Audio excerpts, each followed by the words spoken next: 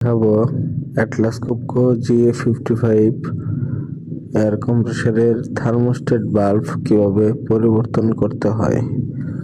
প্রথমে আমরা এই থার্মোস্ট্যাট বাল্বের উপরে দুটি বোল্ট আছে, বোল্ট দুটো খুলে নিব।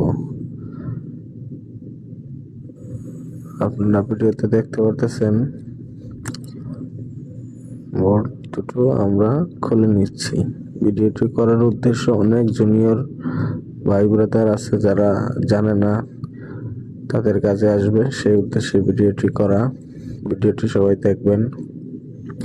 বাল্বটি খোলা হয়ে গেছে এবং এই যে নতুন বাল্বটি আমরা নতুন থার্মোস্ট্যাট বাল্বটি লাগিয়ে দিচ্ছি, দেখতে পারতেছেন। হ্যাঁ,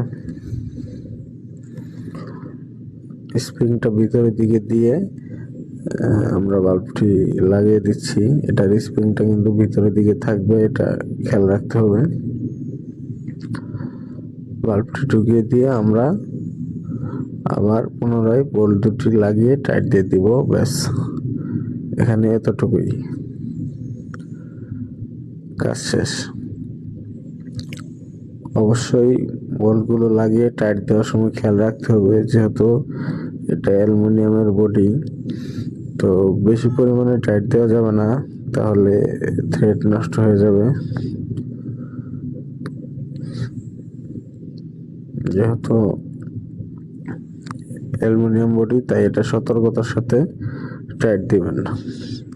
কাইজার কম্প্রেসারের ড্রাইভ কাপলিং চেঞ্জ করব। দেখতে পারতেছেন কাপলিংটি ভেঙে গেছে, তো সকেট রেঞ্চের সাহায্যে কাপলিং এর বোল্টগুলো খুলে নিচ্ছি এবং খুলে শেষ।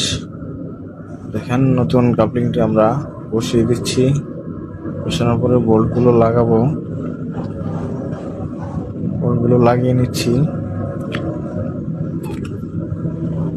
বোল্টগুলো আমাদের লাগানো হয়ে গেলে আমরা এগুলো টাইট দিয়ে নেব। হ্যাঁ, আপনারা সবাই জানেন এই কাপলিংটি দুইটি পার্টে হয়ে থাকে, তাই আমরা সুন্দরভাবে দেখে শুনে লাগাচ্ছি।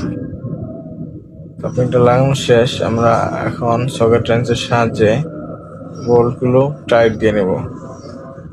তো আমি বোল্টগুলো টাইট দিচ্ছি। বোল্টগুলো টাইট হয়ে গেলে আমরা কম্প্রেসারটি চালাবো এবং ফাইনাল চেক করতেছি। হ্যাঁ, আমাদের সব কিছু ঠিক আছে। এখন আমরা কম্প্রেসারটি চালু করবো ইনশাল্লাহ।